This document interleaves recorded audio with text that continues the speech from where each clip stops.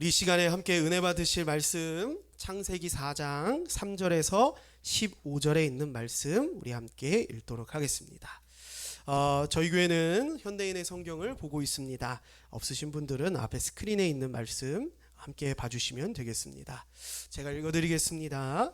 추수할 때가 되어 가인은 자기 농산물을 여호와께 예물로 드렸고 아벨은 자기 양의 첫 새끼를 잡아 그 중에서도 제일 살찌고 좋은 부분을 여호와께 드렸다. 여호와께서는 아벨의 예물을 기쁘게 받으셨으나 가인의 예물은 받지 않으셨다. 이 일로 가인이 화를 내며 얼굴을 찡그리자 여호와께서 가인에게 말씀하셨다. 네가 어째서 화를 내느냐? 네가 무엇 때문에 얼굴을 찡그리느냐? 네가 옳은 일을 했다면 왜 내가 내 예물을 받지 않았겠느냐? 그러나 내가 옳은 일을 하지 않으면 죄가 내 문 앞에 도사리고 앉았을 것이다. 죄가 너를 다스리고 싶어하여도 너는 죄를 이겨야 한다. 하루는 가인이 자기 동생 아벨에게 들로 나가자고 하였다. 그런데 그들이 들에 있을 때에 가인이 동생 아벨을 쳐 죽이고 말았다. 그때 여호와께서 가인에게 내 동생 아벨이 어디 있느냐 하고 물으시자 가인이 나는 모릅니다. 내가 동생을 지키는 자입니까? 하고 대답하였다. 그때 여호와께서 말씀하셨다. 네가 무엇을 하였느냐? 네 동생의 피가 땅에서 나에게 호소하고 있다. 땅이 입을 벌려 내 손에서 떨어지는 내 동생의 피를 받았으니 이제 너는 땅에서 저주를 받았다. 네가 밭을 갈아도 땅이 너를 위해 농산물을 내지 않을 것이며 너는 땅에서 집 없이 떠돌아다니는 방랑자가 될 것이다. 그러자 가인이 이렇게 말하였다. 내 벌이 너무 가혹하여 감당할 수 없습니다. 주께서 오늘 이 땅에서 나를 쫓아내시니 내가 다시는 주를 뵙지 못하고 떠돌아다니는 방랑자가 되어 나를 만나는 자에게 죽임을 당할 것입니다. 그러나 여호와께서는 그렇지 않다. 누구든지 가인을 죽이는 자는 벌을 7배나 받을 것이다 하시고 가인에게 표를 주어 아무도 그를 죽이지 못하게 하셨다. 아멘. 오늘 이 말씀으로 맹수라는 제목으로 여러분들과 함께 은혜를 나누는 시간이 되기를 소망합니다. 여러분 한번 상상해 보셨으면 좋겠습니다. 제가 갑자기 등산에 꽂혀서 여러분들에게 여러분 제1회 노래하는 교회 등산 대회를 열 겁니다. 우리 다 같이 예배 끝나고 등산을 하러 갑시다. 그래서 우리 다 같이 한번 등산을 하러 갔다고 해봅시다. 아주 이지한 봉서산 말고 굉장히 험준한 산으로 저희가 갔다고 해봐요. 초보 등산러인 제가 여러분을 이끌고 등산을 하다가 그만 길을 잃어버리고 맙니다. 그리고요 막 숲속을 헤치면서 막 가다가 숲을 딱 걷었는데 한번 넘겨주시죠. 이런 광경이 제 여러분 앞에 이렇게 펼쳐졌다고 해봅시다. 예, 호랑이가 이렇게 둘이 껴안고 이렇게 자고 있는 거예요. 깜짝 놀라긴 하겠지만 호랑이 하고 있지만 얘네들이 저 정도로 껴안고 자고 있을 정도면 우리 몰래 조용히 하세요. 여러분 우리 호랑이라고 놀라지 마세요. 여러분 그리고 우리 조용히 우리 뒤로 도망갑시다 라고 했을 겁니다. 그래서 여러분 우리들이 조용히 여기를 이제 빠져나갔다고 해봅시다. 그리고 또 막 길을 찾아서 막 가고 있는데요. 이번에도 또 풀숲을 이렇게 다 펼쳐봤는데 넘겨주시죠. 다음에 이런 장면을 우리가 목격했다고 해봅시다. 그렇다 아마도 제가 이 세상에서 마지막 본 장면이 아마 이것일 것입니다. 아멘까지. 여러분이 만약 살면서 이런 장면을 목격하셨다면 축하합니다. 여러분은 호랑이의 사냥감이 되신 것입니다. 고양이과의 맹수들은요 사냥을 할 때 자기의 자취를 감춥니다. 몸을 잔뜩 웅크려서요 자기의 이 몸집을요 작아 보이게 만듭니다. 그리고요 사냥감이 아무런 위협을 느끼지 못할 때 나한테는 위협이 없을 거야 라고 과소평가하는 그때 갑자기 달려들어서 사냥을 하는 것이 이 고양이과 맹수들의 특징입니다. 오늘 본문에요 이 맹수들이 웅크리고 있는 이 사냥감을 노리고 있는 이 모습을 표현한 단어가 등장을 합니다. 가인이 하나님 앞에 예물을 드렸는데요 동생 아벨의 예물을 하나님께서 기쁘게 받으셨지만 가인의 예물은 받으시지 않습니다. 가인은 이 사실에 굉장히 분노했어요. 그래서요 분노의 마음을 품고 있을 때 하나님께서 가인에게 말씀하십니다. 네가 어째서 화를 내느냐? 그래서 이렇게 말씀하시죠. 네가 옳은 일을 했다면 왜 내가 네 예물을 받지 않겠느냐? 그러나 네가 옳은 일을 하지 않으면 중요한 얘기입니다. 죄가 네 문 앞에 도사리고 앉았을 것이다. 한번 넘겨주시죠. 하나님께서 가인에게 아주 중요한 말씀을 하십니다. 네 죄가 너의 문 앞에 도사리고 앉아 있을 것이다. 여기서 도사리고 앉았다라고 하는 것이 앞서 우리가 보았던 맹수가 사냥을 하기 위해서 자신의 몸을 잔뜩 웅크리고 노려보고 있는 상태가 바로 도사리고 앉아 있다라는 이 단어와 똑같은 의미입니다.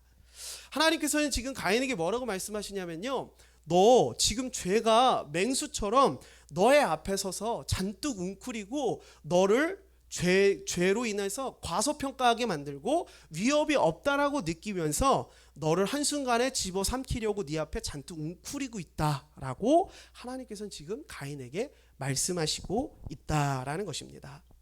여기까지 얘기하면 여러분들이 눈치채셨겠지만 오늘은 죄에 대한 이야기를 하려고 합니다. 성경에서는요, 안타깝게도 우리 중 단 한 사람도 예외가 없이 우리 모두를 죄인이라고 부릅니다. 성경은요, 우리 인간의 상태를 뭐라고 얘기하느냐, 원래는 하나님께서 온전하게 창조하셨지만 죄로 인하여서 망가져서요, 제 기능을 완전히 상실해버린 상태로 성경은 우리의 상태를 표현하고 있습니다. 그럼 성경은 계속해서 이렇게 암울한 내용들로만 끝이 나느냐? 그렇지 않습니다. 성경은요, 예수 그리스도를 소개하면서요, 우리의 이 망가져버린 상태인 우리를요 고치시고 회복시키시고 다시 돌이키시는 예수 그리스도, 그래서 그분으로 인하여 우리는 소망과 희망을 가질 수 있다라는 이야기로 마무리가 됐습니다. 하지만 이 전체의 내용 중에 굉장히 중요한 부분이 무엇이냐면요, 바로 우리 인간은 죄성을 가지고 있다라는 것입니다. 본질적으로 우리는 죄인이다라고 소개한다는 것이죠. 무슨 얘기냐? 우리는 인간을 이야기할 때 무슨 부분을 빼놓지 못하느냐? 죄에 대한 부분을 빼놓고는 우리 인간에 대해서 온전하게 설명할 수 없다라고 하는 것입니다. 한번 예를 들어 볼게요. 여러분 종종 이런 것 보신 적 있을지도 모르겠습니다. 엄마가요, 혹은 아빠가 어린아이를 막 물고요, 우는 아이를 막 안고요, 막 울고 있어요. 그러면서 아이한테 미안해, 아빠가 미안해, 엄마가 미안해라고 하면서 아이를 막 울고 둘 다 울고 있는 그런 장면을 여러분 혹시 보신 적이 있을지 모르겠습니다. 제가 그랬습니다. 하루 종일 이 아이가 왜 우는지를 도대체 모르겠는데 하루 종일 울어요. 하루 종일 그 울음소리에 시달리고 있었습니다. 더 이상 대응할 힘이 아무것도 없어요. 아무것도 모르는 이 조그맣고 사랑스러운 아이에게 제 마음에 분노가 일어나더라고요.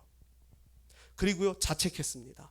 어떻게 이렇게 사랑스러운 아이한테 내가 분노를 품을 수 있을까?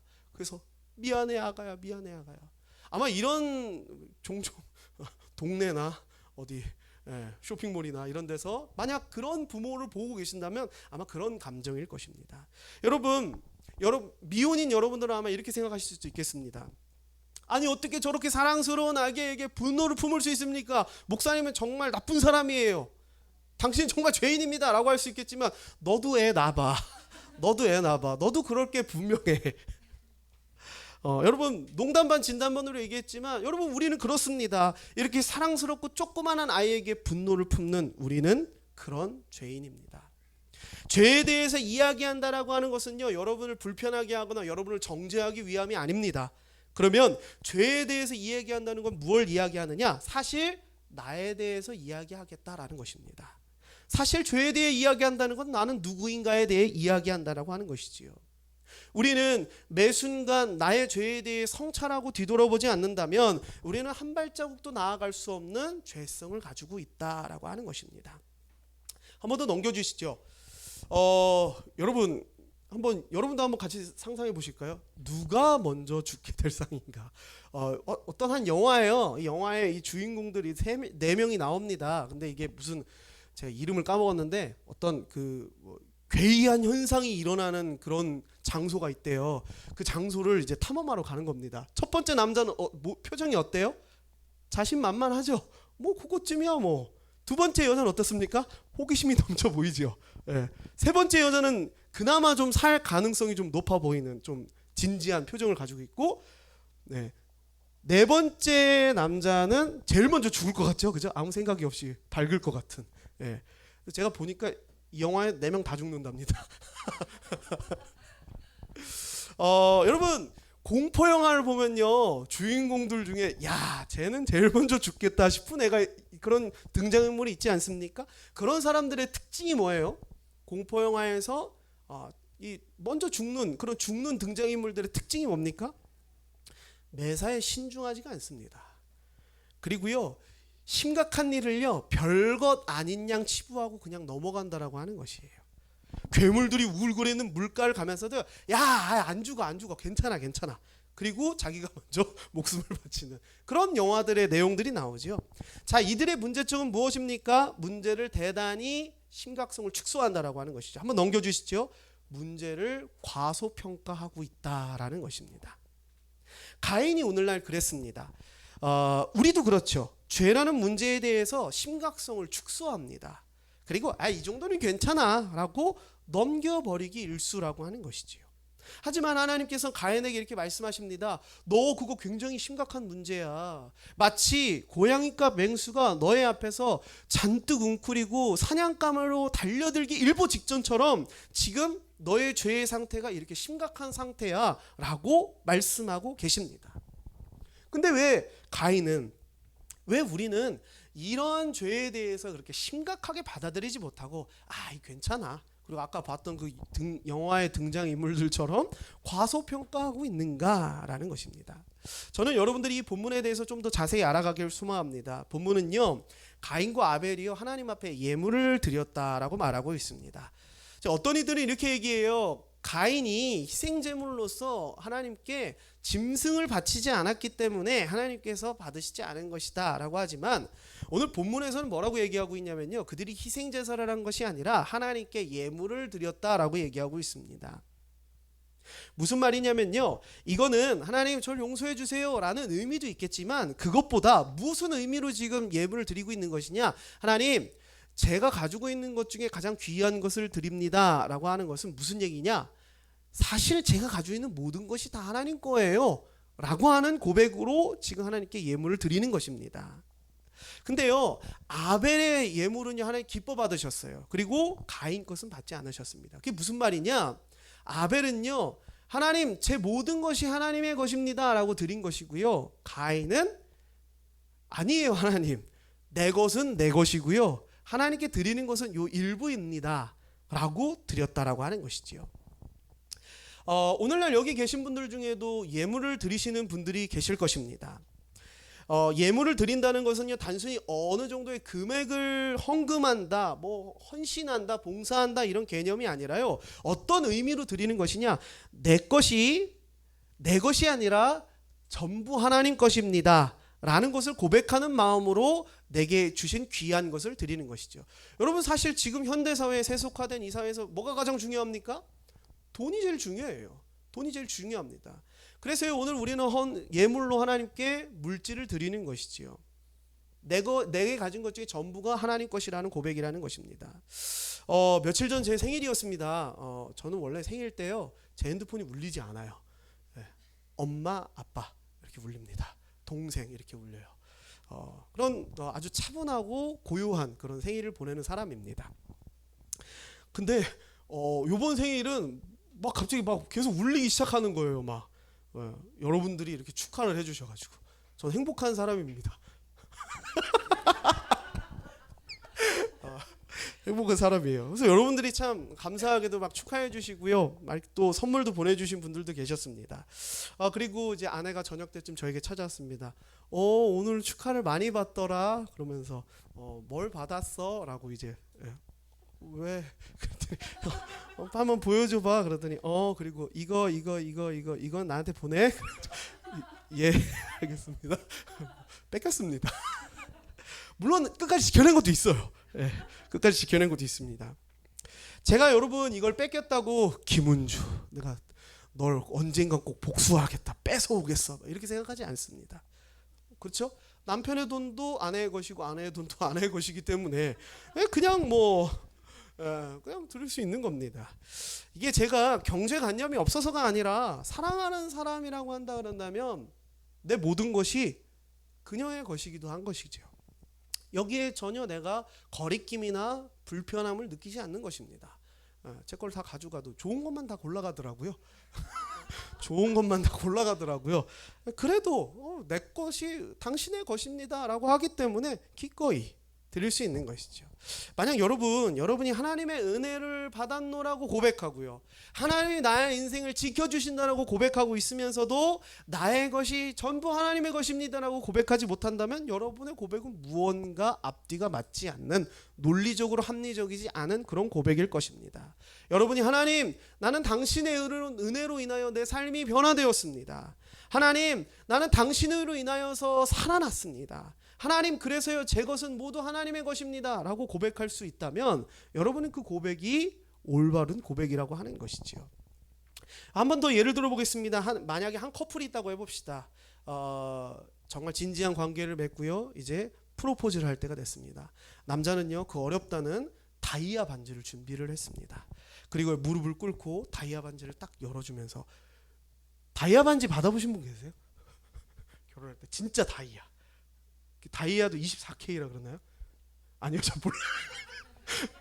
몰라요. 확실한 건 전 다이아 반지 안 했어요. 다이아를 이렇게 딱 하고 무릎 꿇고 다이아 반지를 딱 하면서 당신 나와 결혼해 주시겠습니까? 이렇게 딱 했는데 이 여자가 막 수락을 하려던 찰나에 어떤 사실을 발견했느냐, 이 남자가 전날까지 양다리를 걸치고 있다는 사실을 발견했다고 한번 해봅시다. 여러분이 만약 그 여자라면 한낱 다이아몬드 반지에 눈이 팔려서 그래요, 난 당신과 결혼할게요 라고 하겠습니까?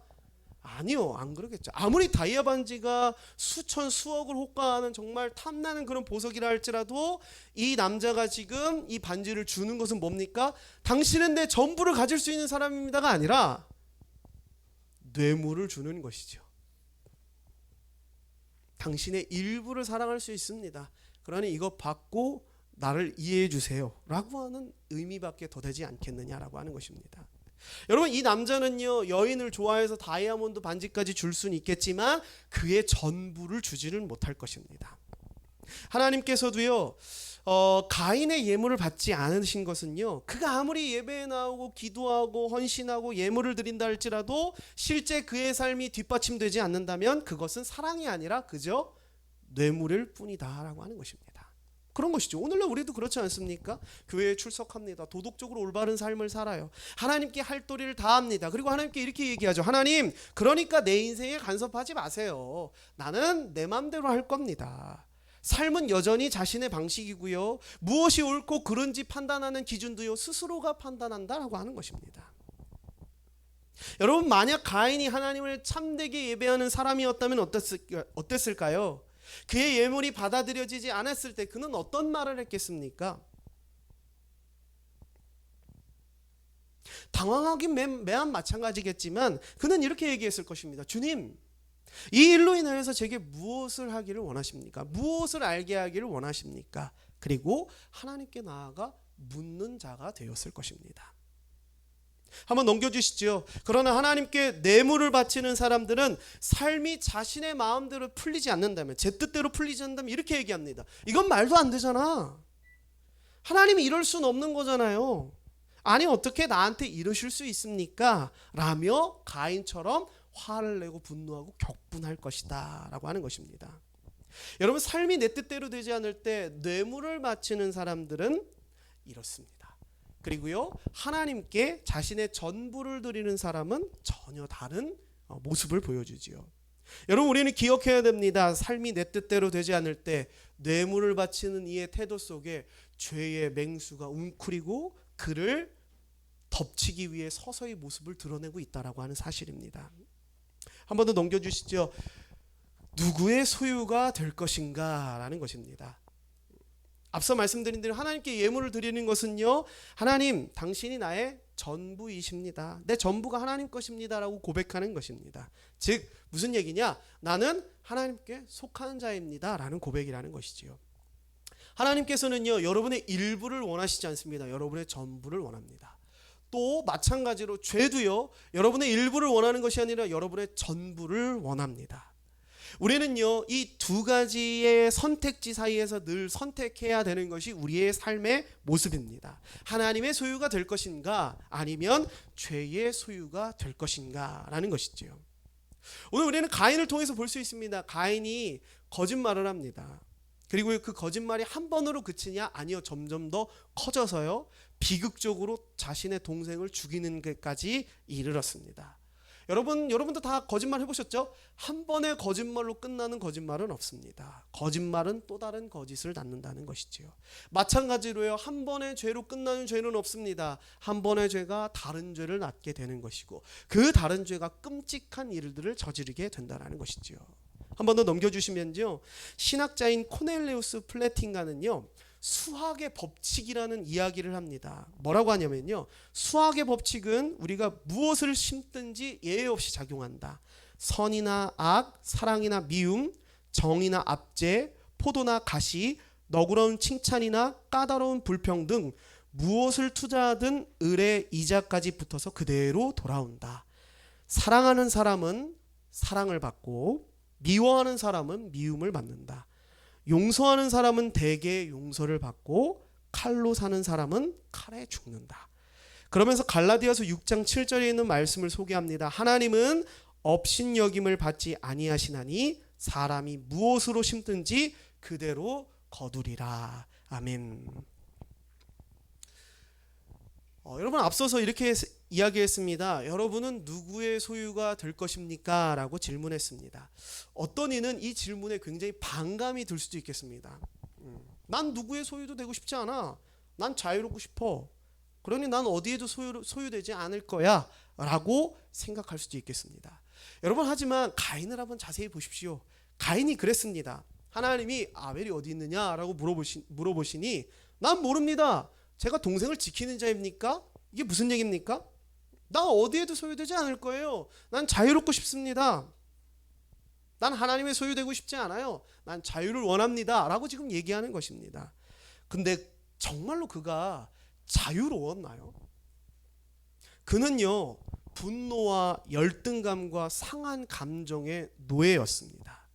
정상적이고 이성적인 판단과 행동이 불가능할 정도로 죄에 속해 있었다라고 하는 것입니다. 난 누구에게도 소유되고 싶지 않아요. 난 자유롭고 싶습니다 라고 당당하게 얘기했던 가인은 사실 죄의 소유가 되어서 그의 자유를 몽땅 다 빼앗겨 버렸다라고 하는 것입니다. 심지어 어떤 끔찍한 일까지 저질렀느냐? 자신의 혈육인 동생을 자신의 손으로 죽이는 끔찍한 일까지도 저지르게 하는, 자유가 완전히 뺏긴, 누가 자신의 동생을 죽이고 싶은 사람이 누가 있겠습니까? 그죠? 누가 그 잔인한 일을 하고 싶겠습니까? 근데요 그럴 수밖에 없었습니다. 왜요? 그는 분노에 몰입돼 있었습니다. 그는 열등감과 상한 감정에 완전히 소유돼 있었어요. 그래서요 동생을 죽일 수밖에 없었던 그런 선택을 할 수 있었다는 것입니다. 저는 저와 여러분이 하나님의 소유가 되기를 소망합니다. 그곳엔 참된 자유와 평안이 있습니다. 하나님께서는요 가인에게 이렇게 말씀하시지 않았습니다. 이 파렴치한 죄인 가인아 당장 이리 나오너라 라고 말씀하시지 않았습니다. 하나님께서는요 부드럽게 가인에게 말씀하십니다. 제가 어릴 적에 아버지에게 혼날 때도요 아버지가 저에게 죄인 김주영은 당장 이리 나오거라 이렇게 하시지 않았습니다. 아버지도 저에게 단호하지만 부드러운 음성으로 김주영 일로 나와 이렇게 하셨어요. 굉장히 무섭지만 저를 완전히 파렴치한 죄인으로 취급하시지 않고요 일말의 따뜻함을 가지고 부르셨습니다. 저는 거기에 나갈 때 제가 얼마나 죄를 저질렀는지 잘못을 했는지 인지하고 나가요. 하지만 그 부드러운 음성에 한 가지 소망을 갖습니다. 아버지가 그때는 매를 드셨으니까, 저 때는 아버지가 매를 드셔서 나에게 벌을 하시겠지만 내 다리를 완전히 부러뜨리시진 않을 것이라고 하는 소망이 저에겐 있다고 하는 것입니다. 만약 저희 아버지가 죄인 김주영은 당장 이리 나와라 그러면 저는 난 장애인이 되고 있구나 이렇게 생각을 했을 겁니다. 근데 저희 아버지가 따뜻한 음성으로, 단호하시지만 따뜻한 음성으로 불렀다는 것은 내게 따끔하게 죄가 뭔지를 알려주시긴 하겠지만 그러나 나를 완전히 무너뜨리는 것이 아니라 나를 회복시켜 주실 것이라고는 소망을 품게 된다는 것이지요. 한 번 더 넘겨주시지요. 하나님께서 가인을 따뜻하게 부르십니다. 네, 이게 아닌, 한 번 더 넘겨주시죠. 이것도 아닌데 더 그 전에 한번 해주실까요? 네네네, 그 전 거 맞습니다. 네. 하나님께서 가인을 부르시죠. 네가 어찌해서 화를 내고 있느냐라고 부르십니다. 죄의 심각성은 그대로 지적하고 계세요. 하지만 가인에게 따뜻하게 온유하게 말씀하십니다. 소망을 말하고 계신다라고 하는 것이지요. 하나님께서는요, 우리 모두에게도 동일합니다. 우리의 죄를 따끔하게 지적하십니다. 하지만 소망을 담아 우리에게 따뜻하게 말씀하신다라고 하는 것이죠. 여러분, 설령 우리가 살면서 부당한 대우를 받았다고 해도 여러분을 비참하게 만드는 것은 하나님의 정죄함이나 하나님의 지적이 아니라 우리 안에 자기 연민이나 분노나 원한이나 또는 용서하지 못하는 마음이나 교만이나 상한 감정들입니다. 또는 여러분을 계속해서 비참하게 만드는 것은요, 하나님께서 여러분의 죄를 지적하시는 것이 아니라 하나님 말고 다른 무언가가 나를 구원해 줄 것이라고 하는 고집이 여러분들을 더욱더 비참하게 만들 것이다 라고 하는 것입니다. 하나님께서는 지금 가인에게 찾아와서 뭐라고 말씀하시느냐, 너의 죄를 인정하고 회개하고 돌이켜라 라고 도전하십니다. 여러분, 만약 가인이요, 이 하나님의 음성을 듣고 자신의 죄를 직시하고요, 자신의 불행이 아벨 때문이거나 하나님 탓이거나 외부의 탓으로 돌리던 것을 그만두고 제가 불행한 것은요 바로 나의 죄 때문입니다 라고 고백했다면 그는 아마도 소망을 가질 수 있었을 것입니다. 그러나 가인은 그렇게 하지 않았죠. 오늘 우리들은 이것을 반면교사 삼아야 될 것입니다. 하나님은 여전히 여러분들에게 여러분의 죄를 단호하게 지적하십니다. 그리고요, 소망을 담아서 여러분에게 따뜻하게 온유하게 말씀하십니다. 여러분, 여기에 우리는 어디에 포인트를 둬야 되느냐? 하나님께서 주시는 소망의 포인트를 둬야 된다라고 하는 것입니다. 여러분의 죄성과 연약함을 분명히 직시하십시오. 그 죄가 얼마나 심각하고 여러분을 한 번에 삼킬 수 있는지 과소평가하기를 그만두시기를 소망합니다. 그리고 하나님 앞에 나아가 진심으로 회개할 때 우리에겐 비로소 참된 평안과 자유와 또 소망이 있을 수 있다라고 하는 것입니다. 마지막으로 말씀을 좀 마치면서 이야기하려고 합니다. 여러분, 우리는요 아벨과 같이 전심인 사람이요 가인과 같이 건성인 태도인 사람으로 인하여서 지적당하거나 질책당하거나 박해당하거나 심지어 살해당하는 일들을 우리는 종종 역사 가운데 보았습니다. 여러분, 학교에도 그런 사람 있지 않습니까? 너무나 모범생이에요. 시험도 너무나 잘 봐요. 그래서 오늘 우리 학급의 평균을 얘 혼자 막 올려버리는, 하나 틀렸다고 막 울고 있는 그런 애들. 우리는 그런 애들을 질책하고 질타하고 미워하죠. 아벨도 그랬고요, 요셉도 그랬고요, 다윗도 그랬고 예수님도 그러셨습니다. 여러분, 오늘 이 본문에서요 궁극적인 아벨은요 바로 오늘날 우리가 잘 알고 있는 예수 그리스도이십니다. 한번 넘겨주시면 히브리서 12장 24절에 이런 말씀이 있습니다. 또 우리는 새 계약의 중재자이신 예수님과 복수를 호소하던 아벨의 피보다 나은 그리스도의 은혜로운 피에 접하게 되었습니다. 아멘.